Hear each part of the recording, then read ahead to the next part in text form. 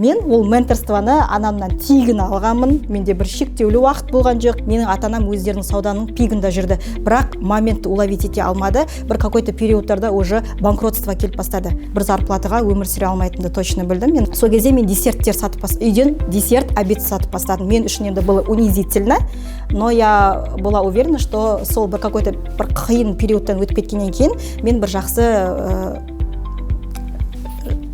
болады ғой, бір қараңғы күннен кейін жарық келеді дегенге қатты сендім. Шамалы ақша жинап бірінші перчаткамен шықтым далада. Это было далада, кәдімгідей. Екінші балама аяғым ауыр, далада кәдімгі ыстық, салқын, 25 градус суықта далада тұрдым, саттым. Сол перчатканың ақшасын көбейттім. Далада перчатка сатып тұрып, сол бір 30-40 мың теңгемен бастадым саудамды. Полностью ол кезде менде четко по правилам. Артық ақшаны жұмсамайсың, сауданың ақшасы сауданыкі. Өзіңе сен ешқандай да жұмсамайсың. Себебі өзім ата-анамды көрдім да, ол онағайын саудадан жырып ала берді, соңында не қалды, дымда да қалған жоқ. Сол 17-ның айналасында екінші балам 17-ші жылғы ол где-то бір 4-5 айлық, сол мен есептеймін өзімнің бизнесімді. 4-5 айлық бір жылда 25 миллионның үйінде ала салдым, 18 миллионның машинасында бір-ақ жылда алдым. Аралы 6 ай. Мен қазір 0-ден бастаған болсам, бұрынғы емес, дәл қазір 0-ден бастайтын болсам, мен бірден Инстаграм ашып, раскрутка жасайтын болсам, дәл осы 10 жылдық жолымды 2-ақ жылға қысқартып тастар едім. Армысыз көрермен, сіздермен Лаура Базарбай, және бұл Ашық Майнд подкасты. Әдеттегідей подкаст басталмас бұрын біз сіздерден сұрайтын өтінішімізді білесіздер. Міндетті түрде каналға жазылыңыздар, лүпіл басыңыздар және пікір жазыңыздар дейміз. Бүгін бізде қонақта Айжан Тасқожина, бірақ ақтөбеліктер Халат Айжан деген атпен танымал. Бүгін біз кәсіп туралы жалпы әңгіме айтамыз. Кәсіптегі әйелдер, кәсіптің арғы жағы мен бергі жағы. Өйткені бүгінгі таңдағы маркетингтің жақсы жұмыс жасауының арқасында қазір көпшілік адам кәсіп бастасам екен деген оймен жүру керек, немесе қандай кәсіп бастасам болады, қалай жүргізу керек деген сияқты өзіне сұрақтар қойып, бір ойы демалмай жүрген болу керек. Бүгінде дәл осындай кәсіптің арғы жағы мен бергі жағын жақсылап сіздерге ашуға тырысамыз. Өйткені біздің білетініміз бір, білмейтініміз 99 демекші. Бүгін кәсіпте 10 жылдан артық жүрген Айжан ханыммен подкаст. Енді Айжан ханым деп айтамыз, сіздердің көздеріңізше этикаға байланысты. Негізі Айжан менің кластасым. Бүгін қанша бір 15 жылдан кейін ба кездесіп отырмыз. Мен өте қуаныштымын, мен өзімнің кластасымның осындай үлкен тұлға ретінде, мықты кәсіпкер ретінде алдыңда сенің отырғаныма және сенен сұхбат алып отырғаныма. Бүгін енді жаңа ең басындағын айтып қалдым ғой, 10 жылдан көп уақыт жүрсің кәсіпте. Жалпы сен мектеп кезінен бастап білемін, анаңның жаңағы сауда орындарында жұмыс жасап жүрдің, сол кезден бастап сатып жүрдің. Жалпы сатуға деген ең алғашқы қадам қай кезде басталды?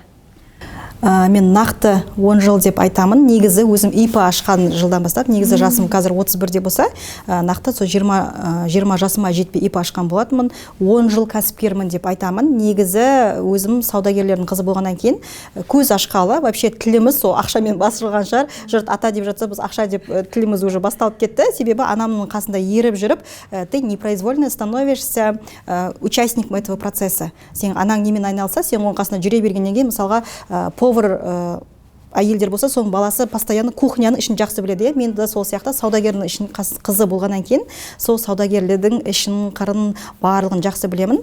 Негізі тілім шыққалы, нақты 6-7-8 жасымда мен уже кәдімгі продавецтің орнында нақты жұмыс жасап тұрған болатын. Қасында помощниктер болады, бірақ нақты выручка менің қолымда. Енді себебі өте касса үлкен, ол кезде цифровизация деген жоқ. Мамаңның ақшасы жағын шығып тұрасың ғой, енді ана продавецке кетіп қалмасын, точный болсын деп. Сол 7-8 жасына бастап қалай сан танып бастадым. Содан бастап сол сауданың ішінде жүрмін. Ол нақты 25 жыл деп айта аламын. Сол кезде ата-анаң сонда сені саудагер болсын деп тәрбиеледі ме, жоқ әлде амалдың жоқтығынан заман талабына сай, және де ол кезде нянька деген жоқ. Мысалға ата әжеміз тура қасымызда жоқ, себебі папам Қызылорданікі, ата әжеміз Қызылордада. Ата әжеге апарып тастайтындай ондай болған жоқ. Ата-анам қасында ертіп жүрді. За что я им очень благодарна, себебі көз ашқалы бір саналы өмір сүріп бастаймыз ғой. Даже бейсаналы түрде өмір сүріп бастаған кезде мен сол сауданы сіңіре бастадым. Вот. Маған пайдасы өте қатты тиді. Қазір мен балама садикке апарып тастайтын, если даже нянькаге жалдататын мүмкіндігім болса да, бірақ әр баламды очередьпен базарға алып жүремін. 5 балам болса, соның бір екеуінің қабілеті, сол саудагердің қабілеті шығады деп ойлаймын. Себебі біз мысалға 3 бала болсақ, сол ағам мен маған өте қатты сіңді. 3-ші бала ол інім, ол қатты саудадан алшақ, бизнесқа жақын, бірақ алшақ. Сондықтан өзім анам сияқты, жұрт қазір менторствоны сатып алып жатады ғой, 5 миллион, 10 миллион, ойбай, 20 миллион, не? Ана сататын адамдардың да аппетиттері мықты деймін. Жаңа мен ол менторствоны анамнан тегін алғанмын. Менде бір шектеулі уақыт болған жоқ. 2 ай, 3 айда проект бітіп қалады, обратный связь күте, ондай болған жоқ. 18 жасыма дейін анамның қасында болдым. 18 жасында студент болып басқа қалаға кеттім. Сол 18 жасқа дейін саудада, анамның қасында, қысы болса қысы, жазы болса жазы, ол кезде торговый болған жоқ, шығысы ол кезде болған жоқ. Шығыстың орнында шамалы контейнерлер болды. Сол папам шпальный заводтан сол контейнерлерді әкеліп бастаған болатын. Сол жерде бір шамалы ғана столдардан шығыс басталды. Шығысты сол каждый фундамент, каждый камушкасынан бастап мен есімде білемін. Менің осознанный уақытында шығыс 5-ші рет реконструкция жасап, новыйдан салып жатыр. Қазір қайтадан бұзып тастады, иә, білесіздер. Сол менің көзімше 5 жыл шығыс өзін тепе-тең қылып, жаңа жермен жексен қылып шығысты бұзып тастаған болатын. Сол шығыстың ішінде өскеннен кейін қазір я чувствую себя как рыба в воде. Сауда менің өмірімнің мәні болмағанмен, бірақ сүйікті ісім. Біз енді мектеп кезінде бір-біріміздің жаңағыдай сабақ туралы айтамыз, бәлкім, иә, болашақтағы армандарымыз туралы айтамыз, бірақ біз андай ішкі өзіміздің ойымызбен бөлісе бермейміз ғой. Мен бірақ білетінмін, саудада жүретінімді, мен сен маман ғана саудагер деп ойладым. Сөйтсең, әкең тоже. Иә, семейный бизнес. Семейный бизнес. Енді дәл сол не қайталанып жатырған сияқты, иә, өмірлеріңде сен қазір жолдасыңмен бірге жүргізесің кәсіпті. Бірге жүргіземіз, семейный бизнес бізде. Бұл ойға қалай келдіңдер? Бір нақты, ойбай, мен саудамды бүйтем, сөйтем. Мен оқу бітіргеннен бұндай болған жоқ. Это все рандомно было. 18 жасымда оқуға кеттім басқа қалаға. 20 жасымда тұрмысқа шықтым.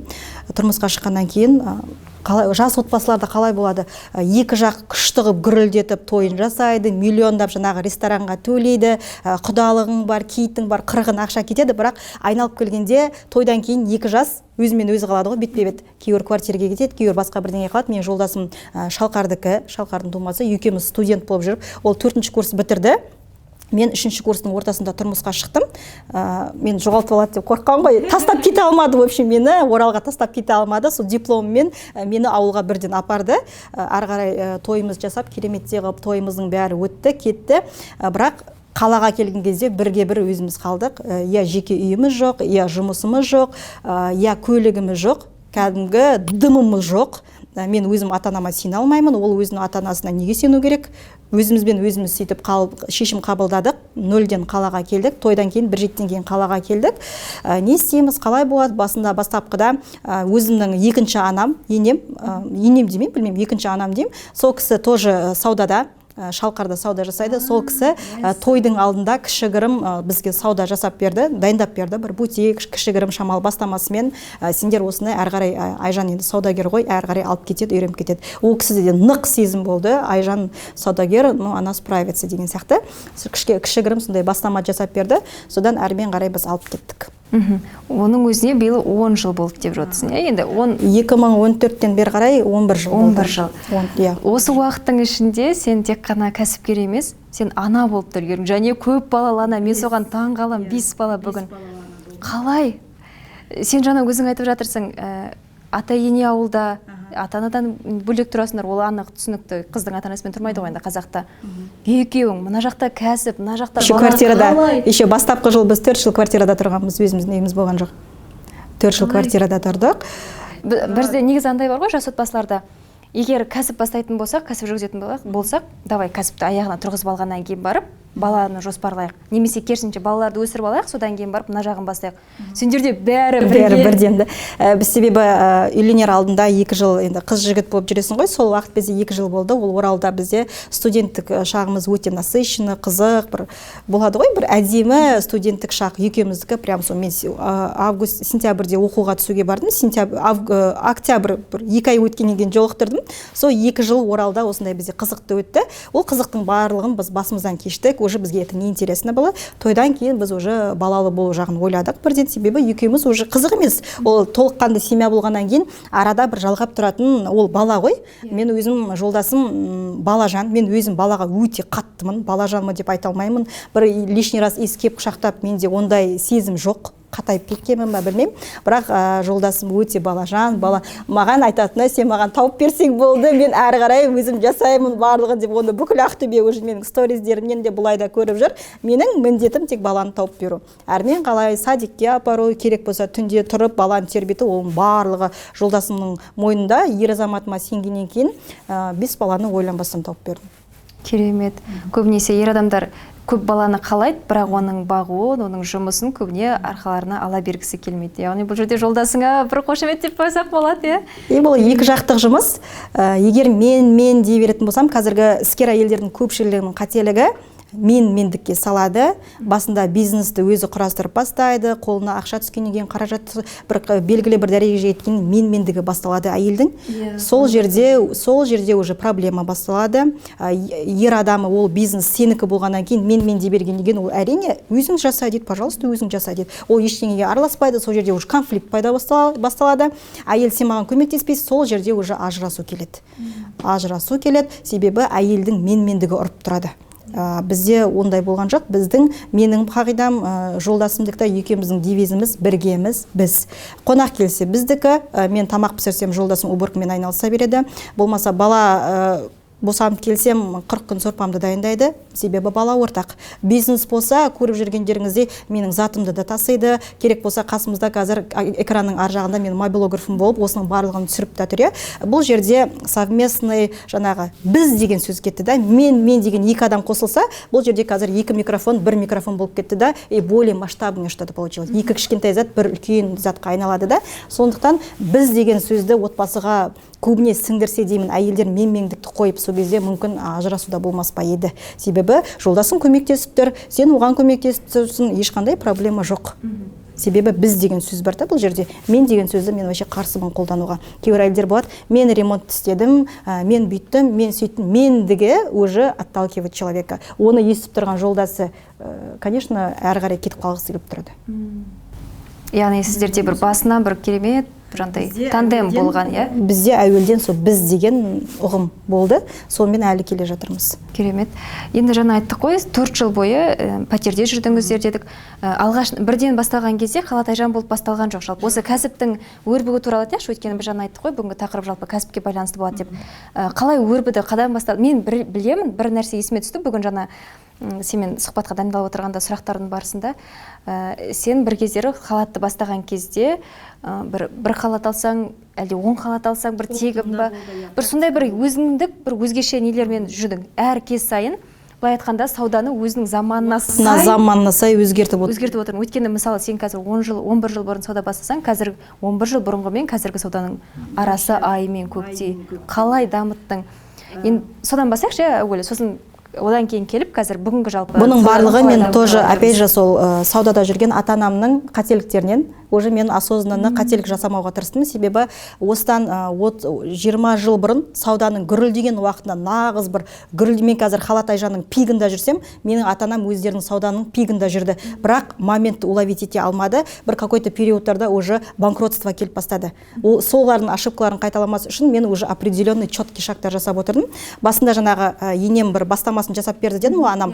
Сол анамның бастамасымен жасадық, бірақ ол кезде сауда орны дұрыс болмады, әлеуметтік желі деген жоқ, менің уже бірінші бөпеме аяғым ауыр. Сонымен скидкасын жасап, анам өзі ауылда сауда жасайды, Шалқарда. Сол затының барлығын беріп, жіберіп, уже тек қана жолдасымның зарплатасында қалдық. Бір жыл бойы сөйтіп отырдым.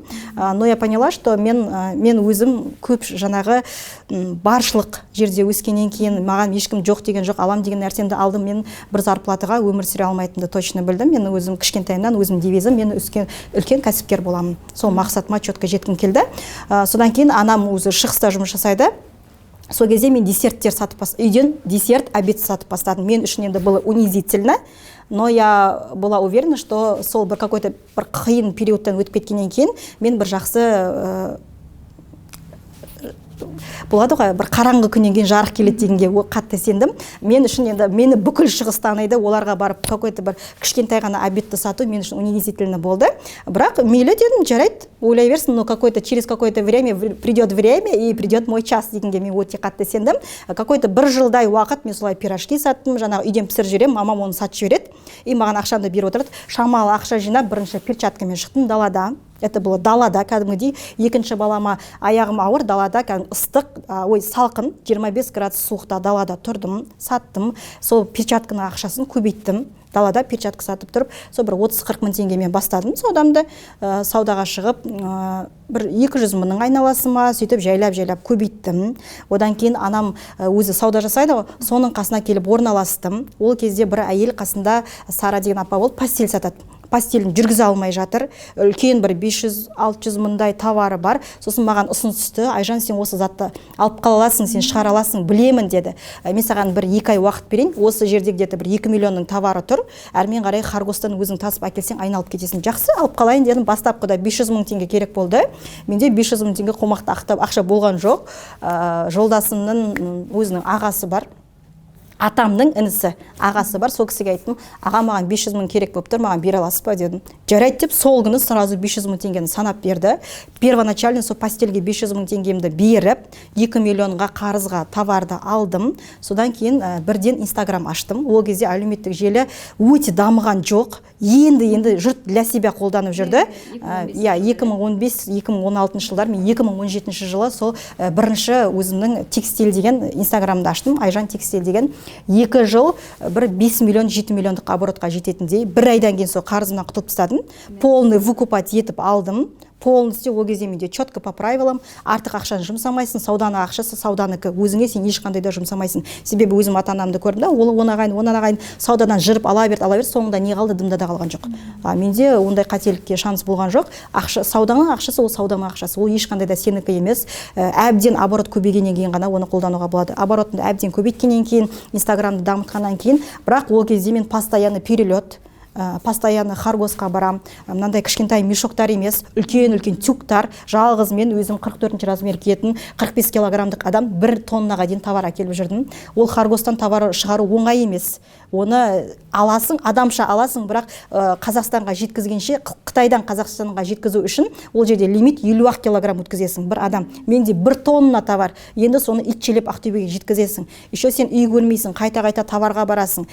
Үйде әйелдің болмауы бір берекесі болмайды, берекесі қашады, балдарыңды көп көрмейсің. Өзім ауырсынып жүргеннен кейін уже жолдасыммен бара бастадым. Бірақ все равно это не то. Сосын ойладым, мына пастель ауыр, ақшасы жақсы, бірақ ауыр. И то ақшасы да ондай не емес, қатты жақсы емес.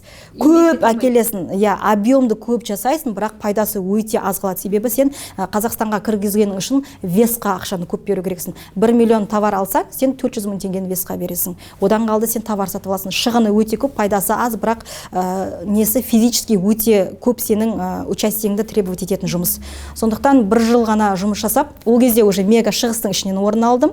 Өзі администраторлар уже біледі ғой бала күнінен. Айжан, осындай орын шығып тұр, алып алсаң қалай қарайсың? Мен жабысасың ғой, бірден ондайды жібермейсің, ондай моменттерде. Алам деп, сол ең бірінші халат шығарған 82-ші бутик бар, нолевой этаждағы, соған пастельмен орналасып, бір жылдай пастель саттым. Содан кейін мен пастель не мое, нет, мен өзім, мамам бұрыннан халат сатады, екінші мамам, енем ол да халат сатады. Алысқа бармай қойын, осы ауылда жүре берейін деп, ескі жау атыспаққа жақсы дейді ғой, сол өзімнің білетін товарынан бірден халатты бастадым. 2018 ба, сол 17-ның айналасында. Екінші балам 17-ші жылғы, ол где-то бір 4-5 айлық, сол мен есептеймін өзімнің бизнесімді, 4-5 айлық, сол кезде мен уже халатқа шығып бастадым. Бір күнде сол өзімнің бүкіл пастелімді 50% скидкамен сатып жіберіп, қанша оборотым бар, полный 50% соңғы простыня пастельге дейін сатып жіберіп, бір зат қалдырмай үйге алып кету, подаркаге деген ондай ештеңке жоқ. Конкретно осы жерден менде новый бизнесқа ақша шығару керек болды. Сол жерден бүкіл пастелімді сатып жіберіп, халатқа ақша шығарып, 2 күнде халатқа ауысып кеттік. Халат өте оңай, тез келеді. тез келеді, маржасы өте жақсы, қатты бір весқа шаршамайсың, шетелге бармайсың, Алматыдан, Шымкенттен, Қызылордадан жақын жерден алып сата бересің. Өте ыңғайлы бизнес, барлығына келе беретін бизнес, оны аяғы ауыр келіншек погода талғамайды, бір определенный сезоны жоқ, тұрмысқа шығатын қыздар тоже тұрмысқа любой момент шыға береді, халат, көйлек деген все сезонны ешқандай да бір тұрып қалатын уақыты жоқ, 4 сезоны айнала беретін, обороты өте жақсы бизнес. Сондықтан прямой сол халатқа бардым. Сен егер тыңдап отырған адамда өзі жандай ойларын қосып қарайтын болса, бір осы жаңағы постельден, перчаткіден халатқа дейін ауысуының ішінде біраз негізі инсайт тұнып тұршы. Иә, көретін адамға. Өйткені жаңағы мүмкіндікті уақытында жіберіп алмау. Сосын мысалы жаңа сен айтып отырсың ғой, постельдің маржасы аз, жаңағыдай еңбегіне тұрмайды деген кезде, мысалы кейбіреулеріміз бәлкім сынып кетер ме едік, ой, демек сауда менікі емес деп. Сенде сауда емес, жай ғана ниша. Просто ниша менікі емес, сауда менікі, ниша менікі. Сосын жаңа өте әдемі айта кеттің, кәсіпкерлердің бір үлкен қателік, кәсіпкер болып бастап жатырғандардың тауардың ақшасын алу. Тауардың ақшасын алу өте үлкен қателік, өте үлкен. Кәсіптің алғашқы жауы осы өзіміз сияқтымыз, е? Осыны алу. Алғашқы жауы өзіміз. Менде мүмкіндік болды. Бірінші мен Ситида 5 жыл тұрдым, өзің білесің, көрші тұрып көрсе алмадық, себебі мен вся была в работе, сол халат Айжанды тұрғызу мансабында жүрдім. Халатпен полностью кіріп кеттім соған. Бастапқыда қыздар таңғалды, Айжан, сен әлі Ситида тұрасың ба? Сен или үндемей бір жерден коттедж алып алдың ба? Қыздар деген кімдер? Қыздар деген больше жаңағы базардың айналасынан тыс, жаңа өзін более элита санайтын қыздар. Сол қыздар айтты, Айжан, сен әлі Ситида тұрып жатсың ба? Сити енді бізде бұл навязанный бір ой, өзі әуелде государство дұрыс жасамады, акимат дұрыс жасамады, бір бюджетный ауыл сияқты. Ол негізі полноценный, өте жақсы жасап тұрған кәдімгі район, өзінің тынысы, ауасы бар.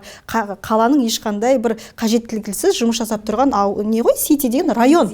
Оны деген басында просто акимат бюджетный деп қалыптастырды, одан кейін бюджетный ретінде қалып қойды. Оны қазір қанша өзгертем десең де өзгерте алмайсың. Мысалға Батыс 2 мен Ситидің арасындағы үйлердің арасы 10 миллион, соны қыздар айтып жүрді, сен Айжан неге Ситида тұрып жатырсың деген сияқты. Осы жерде айта кететін моментім, мен просто ол кезде сауданың ақшасын құртқым келген жоқ. Менде болды мүмкіндік жақсы жаңағы Батыс 2-ден үй алып алуға. Бірақ мен мына жердегі кассымды ала берсем не қалады? Түбінде дүмдада қалмайды ғой. Сен кредиттерге кіресің, анаған кіресің, оған ертең үй алдым деп, содан кейін ішін толтыруың басталады. Сен қайдан аласың? Айналып келгенде сол обороттың ақшасын аласың. Менде золотое правило обороттың ақшасын әбден нық аяғына тұрғанға дейін, может, ол 20 миллион бола ма оборот, ол 30 миллион бола ма, ол 1 миллион бола ма, өзім определенный бір суммама жеткен кезде бір жылда 25 миллионның үйінде ала салдым, 18 миллионның машинасында бір-ақ жылда алдым. Аралы 6 ай.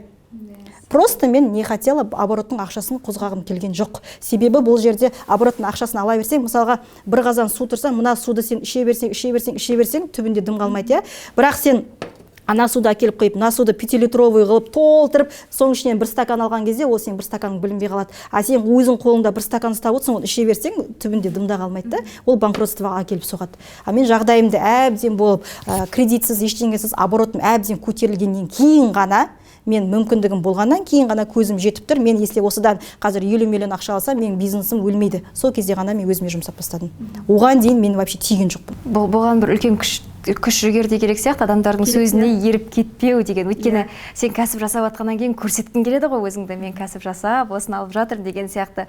Бірақ сенде андай не болған сияқты да, мен 10 жылдан кейін көрсетемін, немесе бір осындай жылдан кейін көрсетемін. Қазір мен жасап алайын, кейін көресіңдер.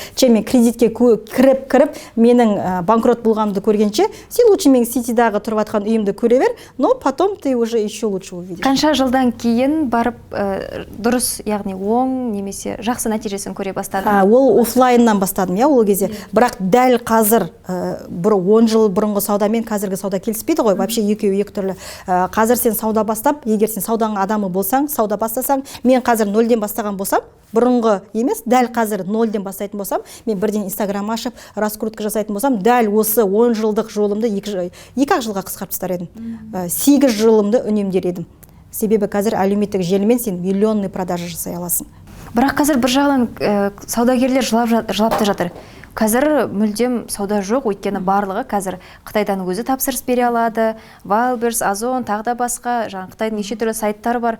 қалай сауданы жүргізіп жатырсың деген осы жерде тағы сұрақ пайда бұл жерде офлайндар бір ендігі, мен қазір де өзімнің инстаграм парақшамда үнемі айтамын, осы қазір ілігіп кеткен адам қазір ілігеді әлеуметтік желіге, дәл қазір әлі де іліге алмай жүрген, мысалға шығыстан болсын, жаңа торговый домдарды аралаңызшы, просто кәсіпкер ретінде шығып айналаңыздың барлық торговый домдарын қарап шықсаңыздар, сауда өлі. На самом деле бір шыбырып жүрген адам жоқ, бір ынтығып киім іздеп жүрген адам жоқ. Олар инстаграммен келеді, определенный бір бутигіне кіреді, шығып кетеді, болды. Олар бұрынғыдай базар аралап жүрмейді. Сондықтан бұлай талпа создавать етпейді. Кіреді, шығып кетеді, болды. Посетительдің базарға келіп сауда жасайтын уақыты қысқарып кетті. Бұрынғылар күн ұзаққа жүріп ала берсе, іздесе, қазір ешкім іздемейді. Үйінде отырып инстаграммен, маған мысалға менің опытым қалай?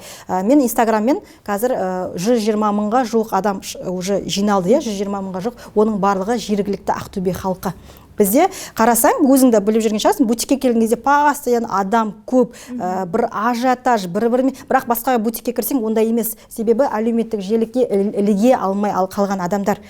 Мен дәл қазіргі әлде де әлеуметтік желіге Инстаграм болсын, TikTok болсын, соған ілікпей қалған адамдарға әлде де айтарым, вы еще успеваете, бірақ 3-4 жылдан кейін сіздің бизнес өліп қалады, сіздің уже әрі қарай ілесетін өзі опытыңыз да болмайды, ресурсыңыз да болмайды, сізді просто онлайн бизнестер жеп қояды. Сен қазір офлайннан бөлек онлайнда сатасың, иә? Онлайнда сатамын, офлайнда сатамын, иә. Қазақстан бойынша да жібере береміз, бірақ основной акцент менде Ақтөбеге қойылған, Ақтөбе аудиториясына ұсынылатын товарым. Қазір кешкісін инстаграмға шығам, қыздар осындай товарым келді деймін. 120 мың халықтың 10 мыңы нақты қарайды, ол өзі статистика бойынша 10 мың нақты қарайды. Осы кешкісін көрсеткен коллегімнің 100-і ертеңіне өтіп кетеді, я уже уверена. Оны себебі инстаграм арқылы сен сатып отырасың. Бастапқы сұрағыңа оралсақ, мен деген айта берсем, жаңа кетіп қалатын әдетім бар да, соны шамалы есіме салып жүрсең, бастапқы нақты сұрағыңды. Әлеуметтік желіге қазір адамдар алданып қалып жатыр дегенің, иә? Қалай саудаңды жүргізіп жатырсың дедің ғой. Сол әлеуметтік желі арқылы сатып жатырмын. Кәдімгі прямой, мен если Халат Айжан емеспін, әлеуметтік желіде болмасам, мен қасымдағы көрші сияқты ашылғаныма мәз болып, бірақ екі ақ зат сатар едім. Оның болашағы жоқ. Сен одан аренда төлейсің ба, сен одан бала шағаңды кормить етесің ба? Аренданың өзі бір шамая, жоқ дегенде 100 мың теңге арендаға төлеуің керек. Товардың себестоимости бар, сен еще бала шағаңды асырайтын ақша алып қалуың керек, бірақ ол уже сен күндегі 1-2 продажамен сен оны жасай алмайсың. Әлеуметтік желіге шығудың ең маңыздысы осы.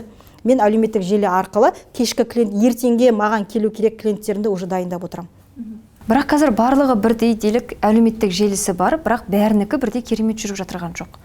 Себебі қазір барлығы осы жерде жаңағы бизнес иелеріне тоже айтқым келеді, очень ключевой момент. Олар SMM алып алады, MyBlogger алып алады. Олардың барлығы кімнен оқып жатыр? Ақтөбеде әрі кетсе бір 2 орталық бар.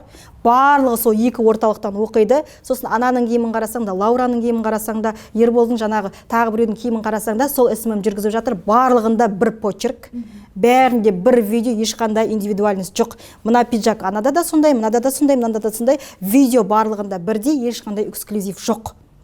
Олар ойлайды, мен SMM жалдап жатырмын, MyBlogger жіберіп жатырмын, таргетологқа 200 мың төлеп жатырмын, қайда результат деп. Результат солардан сұрайды ғой. Результат олардан сұрайды. Олар кінәлі емес, оларды алып отқан сен кінәлісің кәсіпкер ретінде. Потому что олар индивидуальность сақтамайды, барлығы бір шаблонмен жұмыс жасайды. Оларға бір шаблон береді ғой. Бұлай видеоларын қарасаң, экшен, я бір ана жерін қап-қара, мына жерін қап-қара, видео деген айналып жатады. Товарға ешқандай фокус жоқ, монтажға фокус кетіп қалған. Сенің міндетің не? Сенің міндетің мынаны сату. Сен сосын әдемі модельдерді алып алады. Фокустың бәрі неде? Киімде емес, опять же, модельде.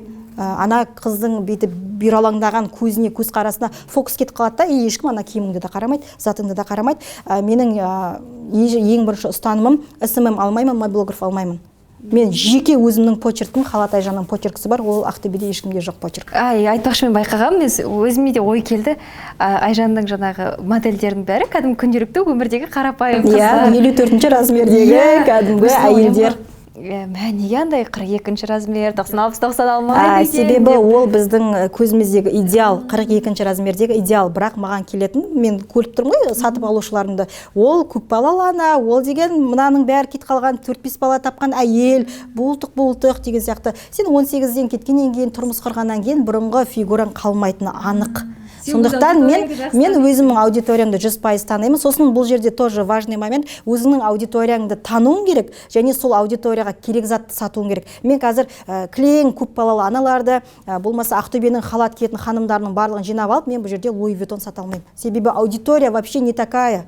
Аудитория менде кәдімгі күнбе-күнгі штапель, купра, трикотаж киетін кәдімгі қарапайым мен сияқты келіншектер. Менде супер бір 50 мыңның, 100 мыңның эксклюзив халаттары жоқ, себебі менің аудиториям ондай емес. Менің аудиториям 120 мың халық, мен жинаған аудитория, ол кәдімгі өзіміз сияқты қыз-келіншектер, әйелдер, апалар. Сосын бізде возрастной категориямен ассортиментті шашып тастағанбыз, 44 пен 60 размерге дейінгі, 18 жастан 70-80-дегі әжеге дейінгі ассортименттің барлығын қамтимыз.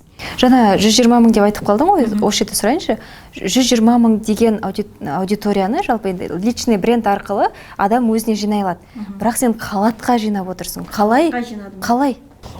Себебі менде личный бренд қазіргі жұрттар личный бренд деп енді оқып соң біз оны интуитивно 10 жыл бұрын бастап кеткенбіз. Инстаграмды ашқан кезде өзімді мен қазір таңертең таңғы асқа не пісіріп жатқанын салсам, одан кейін мен қазір жұмысқа барып халат сатып жатқанын салам. Одан кейін кешкісін келіп қоныс тойым жасау мүмкін. Халық соның барлығын параллельно көріп отырып, халат Айжанды жақсы көре бастады. Ол тек халатты емес, олар халат Айжанды жақсы көре бастады. Именно халат Айжанның брендін жақсы көре бастады. Сонымен біз халықты ұстап отырдық. Бұл жерде четко мен халат қана сататын болсам, мүмкін ондай халық жинай алмас па еді. Себебі товарка ғана болады. Ол жерде не было бы души. Бұл жерде өзімнің барлық өмірім араласқан. Бұл жерде менің ростым, қазір мен квартирде жүрген кезімнен қазіргі жағдайыма дейін халық оның барлығына көрермен кәдімгі живой свидетель, оларға қызық әрі қарай сериал ретінде олар көре бергісі келеді. Демек, қазір мысалы жаңағы әлеуметтік желісін ашып, өзінің кәсібіне аккаунт ашқан адамдар, парақша ашқан адамдар өздерінің өмірлерін қатар көрсете беруге болады ма қазіргі жағдайда? Болады емес, ол қажет. Адамға қазір продукттан көрі адамның личності қызық. Мен бірыңғай халат сата берсем, статистика мүлдем бөлек. Мен өзімді араластырып бастасам, ол статистика мүлдем бөлек. Мен всегда қыздарға айтам, олар айтады, менің жеке парақшам бар, мындай профессиональный парақшам бар, қалай жасаймын, қалай дұрыстаймын деп. Мен айтам, басында қатырма, есең ресурсыңда, күшіңде жетпейді ол екі парақшаны алып жүруге. Мен қазір енді необходимость появилась, менде халатты бөлек, каталог ретінде бөлек парақшаға шығардым. Халат Айжан бренді ретінде қазір жеке өзімнің фотом шықты, профильде өзгерді. Блог ретінде жүргізе бастадым. Бірақ оғанға дейін қазіргі айтарым, әуелде бұндай аудиторияны жинау үшін барлығын бір жерде жасай бер. Тамағыңды пісіргеніңді, қыдырғаныңды, товарыңды, сол жерде шайыңды іше отырып халатыңды сата бер. Это очень продающие варианты. Енді сен жаңа айттың, бүгінгі таңда, Аллаға шүкір, осы бизнестің арқасында қазір көлігің де бар, үйлерің де бар, жаңа біз дедің ғой, үйлерің де бар. Осы жерде сұрақ туады, көпшілік қазір бизнесті бөледі. Жалпы кез келген жерде бөлі бар ғой, элита және қарапайым немесе бір төменгі бизнес деген сияқты. Мен естіген бір кісінің разборынан, бір маркетологтың мықты үлкен жаңағы люкс качестводағы киімдер сатып, тек қана Италиядан әкеліп, бірақ әйтеуір соның фонында өзім әдемі болып көрініп отырсам деп жүрген әйелдің элитный бизнесмен ретінде көрінгісі келіп, ең соңында үлкен қарызға кіріп кетіп, ең соңында кәдімгі халат, іш киімдер сату арқылы плюсқа шыққанын. Бар ғой, қазір блогерлерден де көріп отырмыз ғой, Қытайға кеткендер, қаншама мына жерде мықты кәсіпкер, жаңағы бизнестермен айналысатын кәсіпкер Қытайға барып, оптым нәски түрсе Қазақстанға жіберіп жатыр, ондай блогерлерді бұлай көріп отырмыз. Живой пример. Және осыны өзіңнің парақшаңында жақында көріп қалдым. Сен халатпен айналысады екенсің ғой деген сияқты. Енді бұл сұрақты неге алып келе жатырмыз? Сен қазір өзің бір соңғы, мен байқасам, 2-3 жылдықтарда ғана сияқты сен бір ортаға қосылдың. Соңғы бір жыл оған дейін мен жабық болғанмын. Медиа личностьтер үшін, блогерлер үшін қаламыздағы элитный дейді ғой, сливки города дейді ғой, олардан мен алшақ болғанмын, себебі мен оларға уақытым болған жоқ. Қазір енді мен шамалы уақытым бар. Қазір ол ортаға кіргендегі сенің өзіңді өзің ұстауың, сезінуің қалай? Мен бір басында сұрайтын, менді орталарда таныстырып атасың ғой, көбісі өзінің уже Айгулек Аиша дейді, Самал Кекс дейді, олар бұрын әлеуметтік желіде өздерінің атақтарын шығарып тастаған, себебі маркетингпен қатты айналысты. Мен продажамен ұра бердім, маркетинг өзімнің личный брендіме қатты мән бермедім. Элита бір-бірін таниды, маған халық таныса жеткілікті болды. Бірақ одан кейін мне этого было мало, өзім және ортамды іздегім келді, сол сливкелерге қосылғым келді. Ол өте оңай. Сен көтерілген кезде керек адам өзі сені тауып алады. Оған мен барам деудің қажеті жоқ. Ақшаң болса, мансабың болса, Инстаграм блогың болса, нужные люди тебя найдут. Қазір жалпы Инстаграмның блогы өте маңызды сияқты. Өте маңызды. Жаңағы сенің айтқаның халат сатасың ба деген сияқты сұрақтар болды. Я негізі астарлап келген кезде менсінбеушілік қой, ол халат сатасың ба. Мен былай айтқым келеді, сен мысалға элитный жаңағы продавецтер, өзін элитный санайтын продавецтер бір күнде битіп алладан сұрап алып бір ғана 2 миллионның сумкасын сатайық деші. 2 миллион сумкасын әрең сатып жібереді. Ол 2 миллион сумкасын бір-ақ штук сатқан кезде мен 1000 халатым сатып жіберіп спокойно отыра беремін. Себебі мен количествомен аудиторияға керекті затты ұсынып отырмын. Ол халыққа керек, ол өтімді, ол арзан, ол сезон талғамайды. Олар бірақ продажаға құдайына сыйынғандай сыйынып отырған кезде мен продажамен өзімнің мейлі ол халат болсын, ол мейлі іш киім болсын, нәс киім болсын, мен одан ұялмаймын. Ол менің кәдімгі нан тауып отырған кәсібім. Не үшін мен одан халатымдан мен жақсы көремін. Мен тіпті машинама жас болғанмын, халат Айжан деп кәдімгі тастай қылып, бүкіл Ақтөбе көрсін мен халат сататынымды. Неге мен одан ұялуым керек? Ол менің кәдімгі отбасыма табыс әкеліп отқан менің кәдімгі бизнесім. Мен элитный бизнес болғым келмейді. Менің конкретный бизнесмен ретінде менің четкий хотелкам ол пайда табу. Бизнесменнің ол негізі саудагердің негізгі міндеті ақша табу, пайда көру. А мен для галочки элитный бизнес үшін әшейін бір болмайтын, вообще бұққада қажет емес элитный затты, эксклюзив затты сатқым келмейді. Себебі ол не востребованный, ол қолжетімді емес. С ним очень долго и щепетильно, и вообще это невыгодно. Олар бір штукты сөйтіп сатамын деп отқан кезде мен 1000 халатымды сатып жібер. Мысалға біз бір күнде 100 продажа жасаймыз. Жоқ дегенде халатпен ол сенің элитный үш затыңның 10 есе көп ақшасы. Сондықтан элитный бизнес дегенге алданбауға шақырамын. Ол арзан зат болса да сен мейлі даже барып колхозный рынокқа барып доп сатсаң да, қарбыз сатсаң да, қарбыз деп менсінбеуі мүмкін, бірақ сен оны деген тоннасымен әкеліп қарбыз сатқан кезде сен любой элитный бизнесменнің ақшасынан көп маржа табасың. Ол 1 миллион тапқан жерде сен 5 миллион табасың. Мысалға. Қазір шамалы ойым жеткізе алмай отырмын, бірақ жаңағыдай эксклюзив сатудың қажеті жоқ. Егер менің аудиториям жергілікті Ақтөбе, жалпы Ақтөбе Қазақстан халқы 10 мың мен 15 мыңның затын ойланбастан ала береді. Бұл 50, 60, 70 даже просто 100 мыңның кроссовкасын екінің бір ала алмайды. А сен мен элитный кроссовка сатамын деп айта бер, бірақ сенің товарың өтімді болмаса, это саған доход әкелмесе, ол саған пайда әкелмесе, ол элитный бизнестің саған 5 тиынға да қажеті жоқ. Оның үстіне элитный бизнеске элитный жер керек. Оның арендасы тағы бар деген сияқты.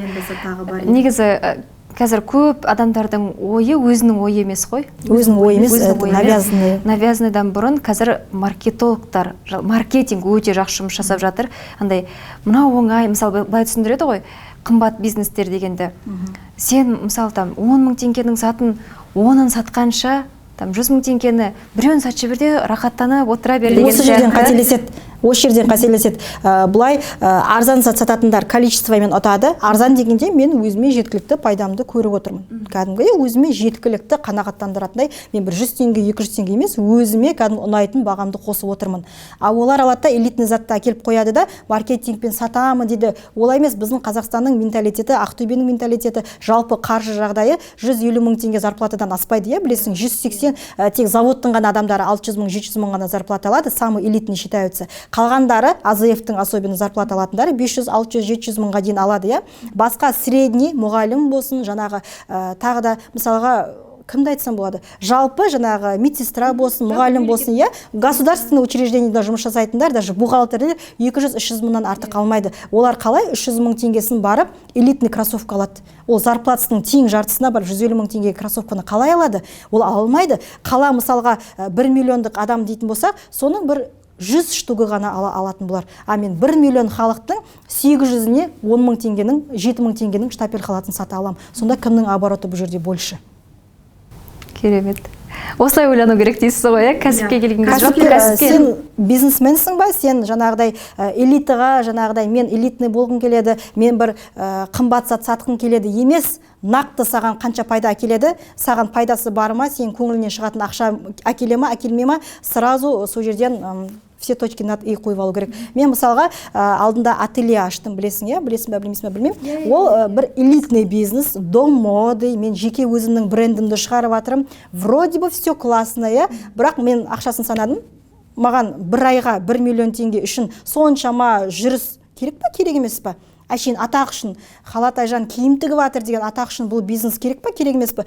Мен мысалға айына 20 көйлек шығарады екем, 5 тігіншім бар, арендам бар, светім бар. Сонда айналып келгенде 10 миллион теңге ғана пайда көреді екем.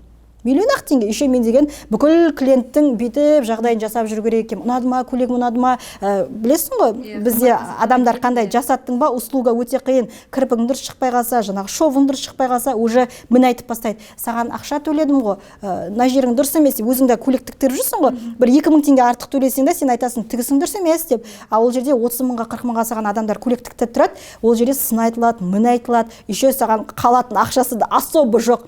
Сосын анализ жасадым, мен халаттан сонша ақша табады екен, мен орнына неге просто турецкий халаттар әкеле салмаймын дедім. Турецкий халаттың құны теңбе-тең келеді, сол менің сататын көйлегіме. 20-25 мың турецкий халат тұрса, ана тіккен халатым 25 мың теңге на выходе, бірақ оның себестоимости 19-18 мың теңге екен. Мысалға бір 6 мың 7 мың теңге қалама, қалмай ма даже. Сосын ойладым, бір ай бойы сол миллион теңге үшін мен осының бары тұрарлық па, тұрарлық емес па? Или халатымнан мен лучше 10 миллион теңге тапқаным дұрыс па деп. Сондықтан сол жерде ешқандай қимастық сезімі болған жоқ. Мен бауыр етін балам емес. Это чисто бизнес, ничего лишнего. Жұрттың сөзі, пікірі маған маңызды емес вообще. Мен одан уже бронь қойып алғанмын. Сен ойлайсың, сен не ойлайсың деп маған маңызды емес. Мен қалтама нақты ақша түсіп жатыр ма, түсіп жатқан жоқ па, сол ғана маңызды мен үшін. Мен конкретно ресурсым кетіп жатыр ғой, мен одан пайда көремін ба, көрмеймін ба, сол ғана маңызды. Себебі мен 5 балама бөлмеген уақытты сол саудама бөліп тұрмын. Ол маған конкретно сондай обратный связь, ақша беру керек, төлеу керек. Менің уақытыма сол тұрарлықты болу керек. Сондықтан бір-ақ күннің ішінде 5 тігіншімді жұмыстан шығарып жіберіп, жолдасым сол күні OLX-қа 7-8 машинка болды, чтобы сен қайтадан осы нәрсеге қайтып келмес үшін деп, ол тоже позаботился об этом. Сол күні бәрін жоқ қылып жібердік. Бір-ақ күнде бизнесті жауып тастадық. Мен оның орнына лучше 10 миллионға турецкий халат әкеле салдым. Мен 10 миллионға 10 миллион айына спокойно көріп отырмын. Чем атақ үшін, даңқ үшін ұстаған ателье маған керек емес, сонда көретін 1 миллион. Сол жаңағы сен элитный бизнес, не элитный, дом модылар бар Ақтөбеде қаншама, жаңағы аттарын айтпай қойын, өздерін бренд санайды, элитный бизнес санайды, бәрі содан кейінгенді жақсы көреді, элитный бизнес деп. Бірақ оның ар жағындағы ішкі кухнясы, ол тігіншіге, на самом деле соның барлығын жасап жатқан кәсіпкерге почти пайдасы жоқ. Осы уақытқа енді кәсіпкерлерден де басқаларынан да сұхбат алып жүрмін ғой. Көбінесе әйел адамдардың айтатыны, әйел кәсіпкерлердің, әйел адам кәсіпке сезіммен келеді, жүрекпен келеді, эмоциямен келеді. Мен бірақ сенен тура жаңағы ер адамдардағыдай стратегияны көріп отырмын да, тура есеп, анализ және барлығы көз алдыңда тұру керек деген. Деньги любит счет дейді. Деньги любит счет. Сен ол ақшаны санамасаң, сен оның қанша көріп, қанша пайда көрмей жатқанын білмей жатсаң, сен ол жерден кете бер. Сен вообще бизнесмен емессің. Сен просто любительсің. Және бизнесмендерге ең көп жаңағы кедергі жасайтын ол эгосы екен. Сенің сөзіңнен байқағаным, ешқандай сен анау не деп жатыр, мынау не ойлап жатыр, шаруаң жоқ. Ол ана кісі менсінбей қойсын, мен халат сатады екен деп, мен одан ұялмаймын. Халат сатамын, мен жақсы көремін. Сториздерімде де айтамын, көз алдымнан осы күнге дейін 1 миллион халат өткен болса, мысалға, мен каждыйын пуговицасын да білем, түсін да білем, себебі мен оны жақсы көрем. Неге жақсы көремеске істеп жатқан кәсібіңді? Сен мысалға осы студиямен айналысасың, жаңағы өзің блогерствоны алып жатырсың, әдебиетті жаның сүйеді, біреу келіп, ой, қойшы, осы қиялдайды да жүреді десем, саған ол бір қандай да бір эмоциональный волна создавать ете ма, создавать етпей ма? Сол сәтте маған создавать етпейді. Айта берсін. Это его проблема. Сен сондықтан да кәсіпкерсің, мен творческий адамын. Ол оның ойы. Это его проблема. Сен если ойласаң, халат деген бір какой-то бір дно деп ойласаң, это твои проблемы. Негізі ол олай емес. Кім не ойласа да, это его проблема, это не мои проблемы. Ол өзі кінәлі сөйтіп ойлап тұрған. Ал халат маған жақсы ақша әкеліп жатыр. Мен бизнес, мысалға, элитный бизнес болмаса, мен бір жылдың ішінде 18 миллионға наличкаға машина салоннан алалам ба? Или осы сұраққа келе жатыр едім, қашан, қалай? Мен черновой үй алып, дәл сол уақытта 10 миллионға ремонттай алам ба? Тек қана әшейін халат сататын, әшейін халаттың продавеці болсам. Бұл жерде примерно 80 миллион қаражат жатыр, соны мен халаттан шығар алам ба? Менде дополнительный доход жоқ. Мен блогер емеспін, блогерстводан мен пайда көрмеймін. Енді ғана қолға алып жатырмын. Енді ғана рекламалар түсіп жатыр. И то өзінің нақты прайсын бар. Соған келіссем ғана түсем, келіспесем түспеймін. Түсе салыш деген жоқ. Нақты ол Инстаграм менің блогым. Мен оған қанша уақытымды жұмсадым, бұл жерде де ақша ғана жүреді. Хочешь рекламу, опять же плати. Если хочешь быть в Инстаграме Халат Айжан, пожалуйста, плати. Сенде жоқ жаңағыдай тума, таныс, дос? Жоқ, мен оны сторизге де шығып айтамын. Конкретно, бұл менің жұмысым. Блогерлерге, қандай да бір парақшаны жүргізетін адамға сала салшы деген болмайды, ондай жасамаңыздар. Себебі ол оның жұмысы, аудиторияны ол какой-то бір ақпарат жасайтын парақшаға айналдырмау керек. Біреу айтады, мысалы, столымды сатайын деп едім, сатып берші. Біреу для этого есть специально жаңағы сатып алу парақшалар бар, OLX бар, дополнительный жаңағы аналар парақшасы дейді ғой, бір сатып алу нелер парақшалар бар Инстаграмда. Соған ақшаңды төле де жүгін. Менің парақшам ондай емес. Әркімнің өзінің сондай парақшасы бар, сондықтан ондай лишний просьбалармен я прошу вообще не лезть. Сен енді жаңа айттың, кішкене бала кезіңнен бастап жалпы осы кәсіпте жүргеннен кейін, сауда-саттық айналасында, одан кейін 10 жылдық тәжірибең және бар, және одан жақсы нәтиже көріп жатырған кәсіпкер ретінде мен сенен бір нәрсе сұрағым келеді. Жалпы бүгінгі таңда мына сөздің басында айттық қой, маркетинг жақсы дамып жатыр. Қазір көп жерде мынандай сөз шығады. Инстаграмда ақтарып отқанда өзіңде байқайтын шығарсың. Найымнан кет, өз кәсібіңді аш. Бүгінгі таңда жалпы қазір енді кәсіпке неше түрлі қиыншылықтар келіп жатыр. НДС, тағы да басқа тексерістер деген сияқты. Қазір қаншалықты кәсіп бастап кету тиімді және керек. Егер сенің өзіңнің жұмыс жасап жүрген және ақша әкеліп тұрған жақсы бір жұмысың болса. Бұл жерде мен сразу опытыңа сен деп айтар едім. Сен 20 жыл мұғалім болып келіп, сен қалай 20 жылдық мұғалімнің опытын аласында саудаға салып жібересің? Жоқ, сен бизнесқа барғың келе ме? Жарайды, бар. Бірақ сен саудаға кетіп қалма, сен ол жерде ешқандай да білімің жоқ, ешқандай да опытың жоқ. Бұл жерде менде алып тұрған, вообще любой кәсіпкер болсын, мұғалім болсын, әркімнің өзінің ключевой, фишковый жері ол опыты. Менде бұл 20 жылдық, 25 жылдық опыт алып тұр. Саудада жүрген опыт алып тұр. Сен мысалға 20 жыл бойы мұғалімсің, я сен дәрігерсің, сен барып бір күннің ішінде саудагер шықпайды сен бизнесмен бола алмайсың. Себебі сен 20 жыл бойы мұғалім болмаса, жаңа басқа бизнес саласындағы адам болғансың. Сен бір күнде нишаңды өзгертіп, сол сат дегенге кетіп қала алмайсың. Оның өзінің нюансы бар. Сен сата алмасаң, Инстаграм жүргізе алмасаң, сауда жаңағыдай счет дейді ғой, трезвый счет жасай алмасаң, тебе там делать нечего. Мен бұл жерде сауданы жақсы көргеннен кейін, білетін болғаннан кейін, я знаю, что и как болғаннан кейін мен саудада жүрмін. Айжан халат сатты ғой, мен де халат сатам деп сатып, қасынан көршілерімнің ашылып 3-4 айдан кейін жабылып қалғанын көрдім. Себебі оларға алдамшы көрінді да, Айжан халат сатып жатыр, значит, халат востребованный деген ой қалыптасты. Енді ойлайды ғой, Айжан халат сатып жатыр, или тағы біреу бизнесі жүріп жатса, мен соны қайталасам болды, менде де сондай успех болады. Жоқ, олай емес. Әркімнің өзінің опыты бар. Сен мұғалім болсаң, жарайды, мұғалімдіктен кете бер. Ешқандай қарсылығым жоқ. Хочешь дополнительные финансы, ол сенің өз еркің, ол және өз құқың. Бірақ сен сол салада қал. Мысалға сен мұғалім болсаң, бизнес-центр ашып ал, балдарды ақылы түрде басқа тарифпен оқыт. Мұғалімдікке сен 300 мың алсаң, сен бұл жерде 15-20 оқушы алып, соны айналдырып 700 мың теңге табыс табу мүмкін. Бірақ ни в коем случае сен саудаға кетпей, егер де сен бұрын саудагер болмасаң, саудаға махаббатың болмаса, вообще продавать это мое деген сезімің болмаса, анализ жасай алмасаң, даже тупо сен 6 айлық отчетты тапсыра алмасаң, сен ол жерге жоламай қой. Себебі налогың бар, жаңа қазір налог вообще өте қатты. Сен бұрынғыдай наличка төледі, мен оны үкімет көрмейді деген жоқ. Саған қазір полноценный келіп QR-мен, Каспиймен, картамен төлейді, оны үкімет 90% продажың, 99% продажыңды үкімет көріп тұр. Сен оны ешқандай да жасыра алмайсың. Ол налогты сен міндетті түрде төлейсің. Ешқайда да кете алмайсың. Сол налог сені жеп қоймау керек. Енді қазір біздің подкастты көріп отырған адамдар да ойлап қалмасын, жағдай, мә Айжан күніне 100 халат сатады екен, демек мен де халат сатып кетсем, қазір ол алдамшы, ол алдамшы. Яғни кәсіп деген сөз тек қана саудада емес. Саудада емес. Кәсіп болсаң, ол сен даже, мен мысалға саудаға бармасам, мен просто пирожки жақсы пісіре алатын болсам, мен просто пекарня ашып алатын едім. Ешқандай да саудаға бармас едім. Себебі Қазақстанда 20 миллионбыз ба? 20 миллион халықтың 18 миллионы саудагер болып кетсе, қалған 2 миллионға сата алмайсың ғой, сен тепе-теңдік болу керек қой. Саудагер өзінің ісін істеу керек, мұғалім өзінің ісін істеу керек. Саудагер болды екен деп, сен де саудагер болып кете алмайсың.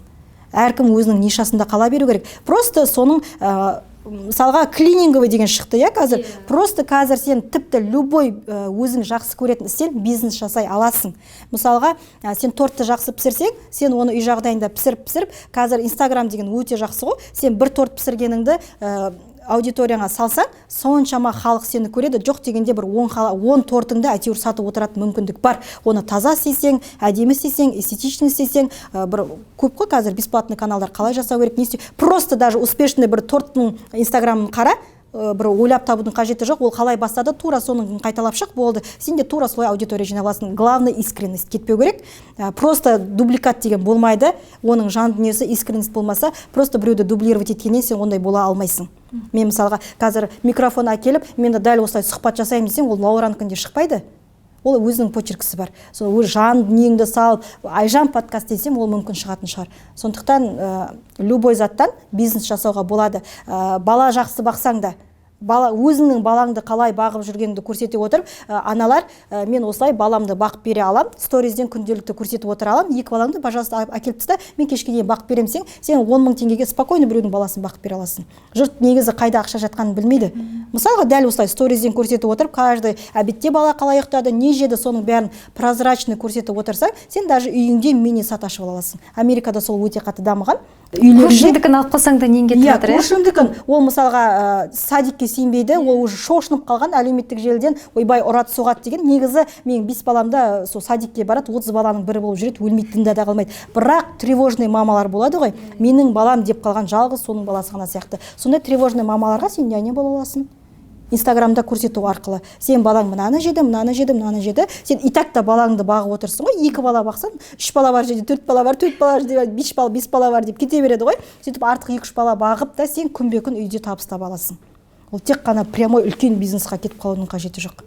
Даже просто сен клининг, қазір клининг деген өте қатты дамып жатыр. Мен мысалға айына 1 рет жүгінем.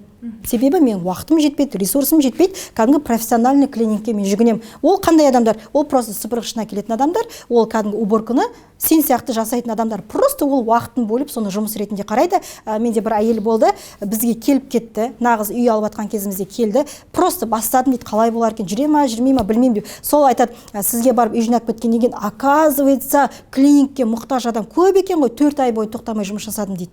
Оған қарасаң, ешқандай вложенияға, бизнесқа ешқандай керек емес, прайсын қарасаң, өте жақсы қаражаттар жатыр. 100 квадратты жуу үшін, мысалға 80 000, жоқ дегенде 50 000 теңге алады. Сенде ешқандай шығын жоқ, сен өзің барасың, физически сенің ғана уақытың кетеді. Ешқандай шығыны жоқ бизнестардың бірі ол клининг. Бірақ жандай кәсіпте жүрген, ешқандай уақыты жоқ әйелдер үшін бұл керемет, пайдалы. Сондықтан олар повар болу деген, біреудің дайын асын істеп кету, жаңа клининг болу деген, ол ешқандай да ұят емес, нағыз өте қаржы жақсы жатқан жерлер. Мысалға даже санасаңыздар, бір күнде квартираны сіздер кемі 40 000 теңгеге жуып кетерсіздер, 30 күнде 40 квартира жусаң 1 200 000. Бір арасында 200 000 теңгеге жарайды демалып алдың. Бір айда ешқандай вложениесіз, ешқандай рисксіз 1 миллион теңге чистыми табуға болады клиниктен. Былай айтқанда енді любой кәсіптен бизнес жасап кетуге болады. Уақыт болды, Любой айтарым, инсайт, любой өзінің жақсы көретін ісіңнен кәсіп бастап кетуге болады. Анау ойбай мықты екен, мынау бизнесі қатты екен деп қызығудың қажеті жоқ. Өзің не жақсы көресің, өзің жаның не сүйеді, не қолыңнан келеді, соны кәсіп ретінде айналып кетуге болады. Сен жақсы нан пісіресің ба, соны кәсіп қылдан наубайхана аш. Сен қатты бір білім беретін, білім саласындағы адамсың ба, сол білім саласында учреждение жаңағыдай балдарды оқытатын орталық ашта, орталықтың иесі бол. Қазір мысалға Оксфорд деген бар, Медиапроның, ол балдармен айналысатын кәдімгі крупный бизнесмендер, жақсы ақшалар табатын, просто баланы оқыту саласындағы жүрген. Ол бір Қытайға барып зат әкеліп сатып жүрген жоқ, әркім өзінің саласында мықты. Бала оқытып, біреу мықты болып жатыр, біреу торт пісіріп мықты болып жатыр. Сондықтан жаңағыдай әлеуметтік желіде Қытайға барып ананы әкелсең, сен крупный бизнесмен болып кететін деген ол әлеуметтік желінің навязанный идеясы. Айжан, бүгін сенімен подкаст жүргеніме кәдімгі қуанып отырмын бар емес пе? Айтып үлгере алмай жатырмын, айтқым келіп жатыр. Толық айтқым, тема тез өзгеріп жатыр, бір ашық ауқымды айта алмай жатырмыз. Жақсы көретін әр кәсібіңнен бизнес бастап кетуге болады. Любой. Жалпы бүгінгі тақырып енді бизнес туралы ғой, былай айтқан кезде қолыңнан не келеді? Не келеді? Бұл жерде живой пример Самал кексті қоюға болады. Ол просто торт пісіріп бастады, баласы жақсы көрді, торт пісірді, содан ауқымды 600 адамға жұмыс беруші үлкен компанияға айналды. Бұлай қарасаң, ол ештеңе әкеліп сатқан жоқ, ол халат әкеліп сатқан жоқ, Қытайдан бизнес әкеліп внедрять еткен жоқ, ол просто жақсы көрді, баласына торт пісіргісі келді. Содан үлкен бизнес, бірақ ол қалай жасады? Махаббатпен бастады. Баласына махаббатпен бастады. Любой өзінің жақсы көретін затыңнан бизнес бастап кетуге болады. Вам живой пример Самал кекс, например. просто торттан үлкен бизнес бастап кетті. Біреу мынандай бизнес бастапты, одан қырғын ақша тауып жатыр, біреу мынандай бизнес бастапты, одан күшті тауып жатыр емес. Мен не жасай аламын? Мен не жасай аламын? Менің нервім қаншалықты жетеді, мен қаншалықты осы іспен айналысқым келеді, маған қаншалықты доход әкеледі, соның бәрін четко ойлап шықса, сол өзінің сүйікті ісінен мысалға болады жасауға. Сен блогың арқылы қазір сені айтқым келеді. Сен мысалға жаның сүйеді блогты, әдебиетті, өзі мектеп кезінен әдебиетті бір мәнерлеп оқытырғанда біз ойлайтын едік қой, мәнерлеп айтады қалай деп. Сен мысалға сонымен қазір табыс көзін көріп отырсың, Лаура Базарбай деген парақшасы қазір өте қызықты. Мен өзім очень интересно қараймын. Ауқымды мәселелерді әдеби тілде әдемі жеткізіп, сен қазір бір жайлап табыс көзіне айналдырып келе жатырсың, Былай қарасаң, сен ойлайсың ғой, әдебиетпен мен не пайда таба аламын, мен қандай табыс таба аламын. Сен әлеуметтік желі арқылы просто роликтер түсірдің, блогер болдың сол салада, и ары қарай уже на рекламе будешь зарабатывать. Негізі қазір әлеуметтік желіні барлығымыз қараймыз. Былай статистика шыққан ғой, күніне әрбір үйде отырған әйел болсын, жұмыстағы адам болсын, әйел емес, тек қана адамдар жалпы күніне 6-7 сағатын телефонға ауыртады екен. Егер сіз сол 6-7 сағатыңыздың ең болмағанда 1 сағатын өзіңіз контент өндіретін болсаңыз, ары қарай сол жаңағы өзіңіздің қабілетіңіз, қолыңыздан келетін нәрсе арқылы оны ары қарай кәсіпке айналдырып кетуге. Дәл қазір кезде іс бастағыңыз келсе, четко вы понимаете, что вы хотите делать, вы что умеете делать. Это очень важно, что вы умеете делать. Себебі сен оны әрмен қарай алып кете аласың. Ол торт пісіру болсын, жаңа машина жуу болсын, любой. Сен өзің что ты умеешь, соны әлеуметтік желіге жүктеу арқылы бизнесіңді дамытасың. Ол 0 вложения сізде болуы мүмкін. Как и в твоем случае. Сен бір блогыңа бір қауқымды қаражат салып жатыр деп ойламаймын. Ол кәдімгі камерамен просто әдеби тілде әдемі көрініс жасау арқылы сен уже блогер болып жатырсың. Ал қазіргі сәтте блогер бол, бұрын блогер деп ойлайтынбыз ғой. Қазір блогер болу деген блогер, ана блогер, уже бәрі сонымен сөйлескісі келеді. Бұл уже жақсы табыс көзі деген. Себебі рекламалар 50 мың, 100 мың, 200 мың, 300 мыңға, даже Ақтөбенің өзінде 200-300 мың деген для рекламы. Это уже нормально. Жақсы блогер болсаң, бір видео түсу арқылы 300 мың теңге табасың. Сондықтан блогер болу қазір өте тиімді. Бір супер эстетика болу ол маңызды емес. Қазір көріп жатсаңыздар, даже қой бағып жүрген любой адам блогер болып кетіп жатыр. Оған ешқандай финанс керек емес, оған ешқандай вложение керек емес. Менің видеоларыма ешқандай да қаражат қосылмаған. Мен просто жолдасыммен колхозныйға барып продукт әкелген салам, ол набирает очень много просмотров. Сол арқылы уже мен блогерствоны алып жатырмын. Мен бір қандай да бір контент-мейкер алып жатқан жоқым, ешқандай да мен клип-мейкер болмаса сценарий жаздыртып жатқан жоқым. Просто мен жолдасым күнбе-күнгі үйдегі тұрмыс, просто ол камера алдында жүріп жатыр.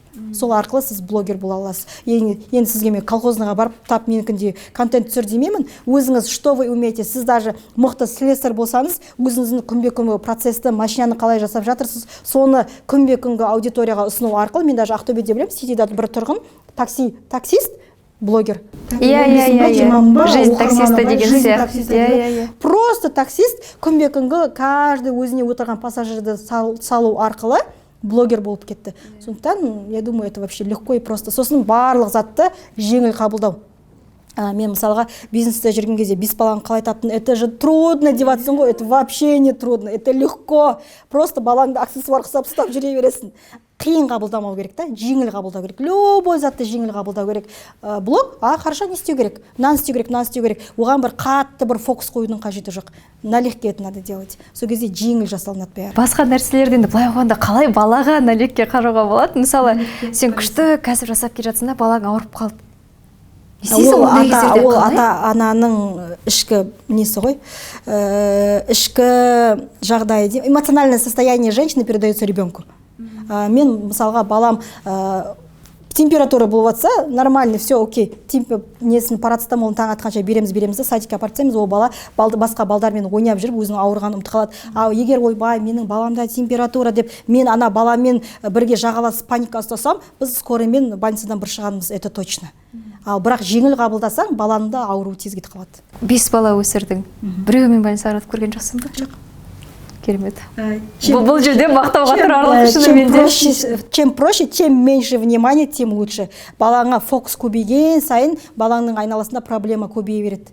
Если сен оны проблема ретінде көрмесең, вообще проблема болмайды. Бала мен үшін проблема емес. Ол менің просто үйімде менімен бірге тұрып жатқан адамдар. Это для меня не проблема.